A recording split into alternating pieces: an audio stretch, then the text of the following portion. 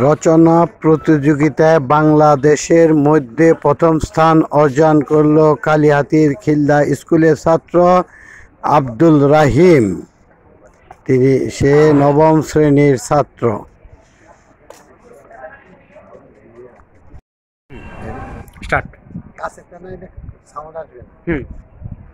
সম্মানিত ভিউয়ার্স, আপনাদেরকে সরাসরি নিয়ে যাচ্ছি টাঙ্গাইল জেলার কালিহাতী উপজেলাধীন খিলদা উচ্চ বিদ্যালয় প্রাঙ্গণে। ইতিপূর্বে আপনারা জেনেছেন টাঙ্গাইলের দুদক কর্তৃক আয়োজিত বিতর্ক অনুষ্ঠানে টাঙ্গাইল জেলার ৯৬টি বিদ্যালয় অংশগ্রহণ করে শ্রেষ্ঠত্ব অর্জন করেছে সেই খিলদা উচ্চ বিদ্যালয়। ইতিমধ্যে আরেকটি প্রতিযোগিতায় ঢাকা থেকে অনলাইনে রচনা প্রতিযোগিতা হয়েছিল। সেই প্রতিযোগিতা ছেড়েছিল ইকোনমিক্স অলিম্পিয়াড ২০২৪ অনুষ্ঠিত হয়েছে। পুরস্কার বিতরণ ঢাকা রেসিডেন্সিয়াল মডেল কলেজে। তারই ধারাবাহিকতায় আমরা নিয়ে যাচ্ছি সেই পুরস্কারপ্রাপ্ত ছাত্রের নিকট। আমরা জেনেছি যে সেই ছাত্র এই খিলদা উচ্চ বিদ্যালয়ের ছাত্র।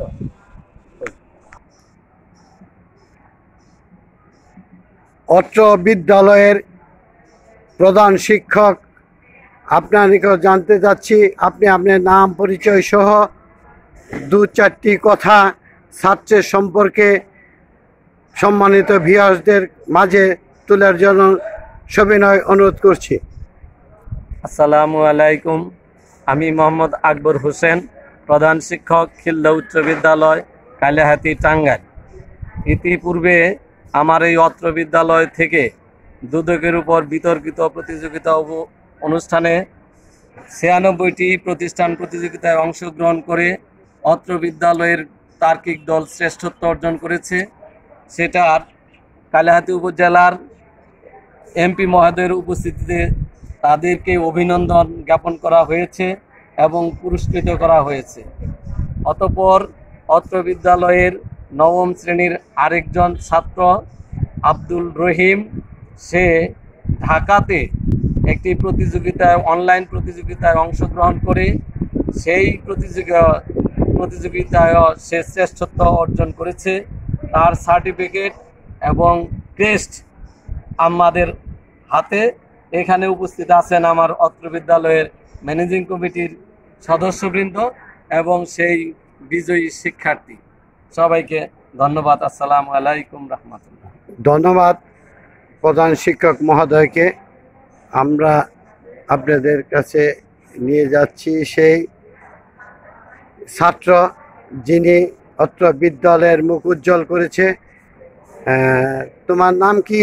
আসসালামু আলাইকুম, আমার নাম আব্দুল রহিম। আমি নবম শ্রেণীর খ শাখার একজন শিক্ষার্থী। বিদ্যালয়ের নাম?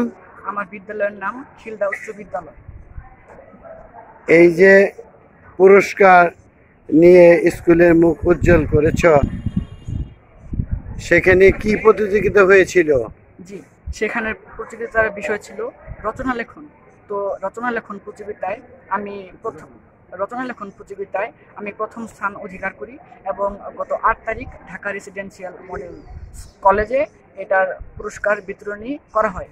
পুরস্কার বিতরণীতে উপস্থিত ছিলেন বাংলাদেশের সাবেক কৃষিমন্ত্রী আব্দুল রাজ্জাক, সিআইডি উপপরিচালক এবং ঢাকা রেসিডেন্সিয়াল মডেল কলেজের প্রধান শিক্ষক এবং এই ইসলামী ব্যাংক পিএলসি এর উপপরিচালক। রচনার বিষয় কি ছিল?